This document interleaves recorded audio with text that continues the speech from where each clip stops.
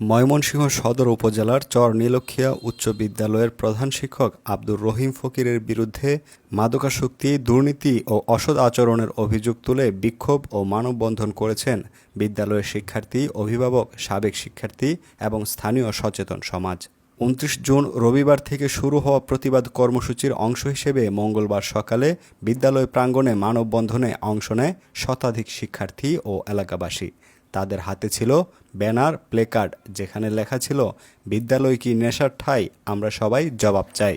বিক্ষোভকারী শিক্ষার্থীরা অভিযোগ করেন প্রধান শিক্ষক আব্দুর রহিম ফকির নিয়মিত মদ্যপান ও ইয়াবা সেবন করেন।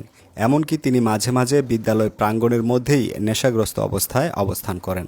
এতে বিদ্যালয়ের পরিবেশ মারাত্মকভাবে বিঘ্নিত হচ্ছে। শুধু তাই নয়, স্থানীয়দের ভাষ্য অনুযায়ী প্রধান শিক্ষকের নেতৃত্বে বিদ্যালয়ের আসবাবপত্র, নির্মাণ সামগ্রী এবং অন্যান্য মূল্যবান জিনিসপত্র চুরি হচ্ছে। এতে কিছু দপ্তরি কর্মচারীও জড়িত বলে দাবি করা হয়েছে। অভিযোগ রয়েছে প্রতিষ্ঠানটির একটি সুবিধাভোগী চক্র এসব অনিয়মে সহযোগিতা করছেন।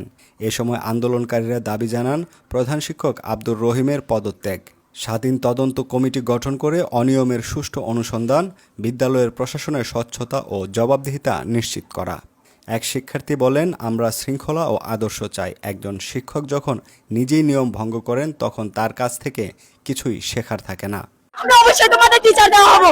তারপরে আমরা জানুয়ারি মাসে সাইজ দেওয়া হয়েছে, তারপরে আমাদের বলে ফেব্রুয়ারি মাস তুমি অপেক্ষা করো, তোমাদের টিচার দেওয়া হবে।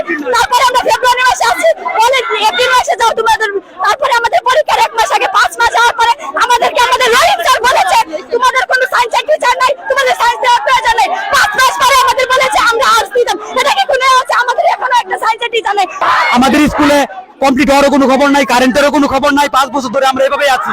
আমরা রোদ উঠলে কাজ করতে পারি না, গরমের জন্য বৃষ্টি আসলে কাজ করতে পারি না, জানালা নেই, আমাদের জানালা দিয়ে পানি ঢুকে। আমাদের স্কুলে নাকি কিছুদিন আগে আমরা বৃহস্পতিবার পরীক্ষা দিতে আসছি, আমাদেরকে বলতেছে যে তোমাদের প্রশ্ন চুরি হয়ে গেছে। কেন প্রশ্ন চুরি হবে? আমাদের স্কুলে 5 জন দপ্তরি থাকা সত্ত্বে কেন নাইট গার্ড আছে, তারপরে কেন প্রশ্ন শুরু হবে? এটা আমাদের দাবি আপনাদের কাছে। আমরা এরকম ম্যানেজমেন্ট চাই না, এরকম হেডমাস্টার চাই না। উনি একজন এডিক্টেড পারসন, উনি নেশাপানি করে প্রচুর।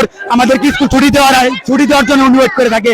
আমাদের ছুটি দিয়ে উনি কখন তার সংখ্যাভঙ্গ নিয়ে, সাঙ্গপাঙ্গ নিয়ে এখানে বসে নেশা করবে, এটাই তার মূল উদ্দেশ্য। এ ঘটনায় উপজেলা নির্বাহী কর্মকর্তা আরিফুল ইসলাম প্রিন্স বিদ্যালয় পরিদর্শন করেন এবং বলেন, শিক্ষার্থীদের দাবির প্রেক্ষিতে তদন্ত কমিটি গঠন করা হবে।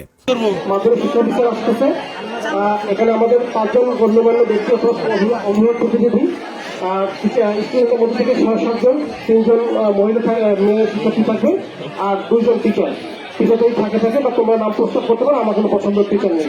সচেতন এলাকাবাসীর দাবি, শিক্ষার সুষ্ঠু পরিবেশ নিশ্চিত করতে দ্রুত তদন্ত ও দোষীদের বিরুদ্ধে কঠোর পদক্ষেপ গ্রহণ জরুরি।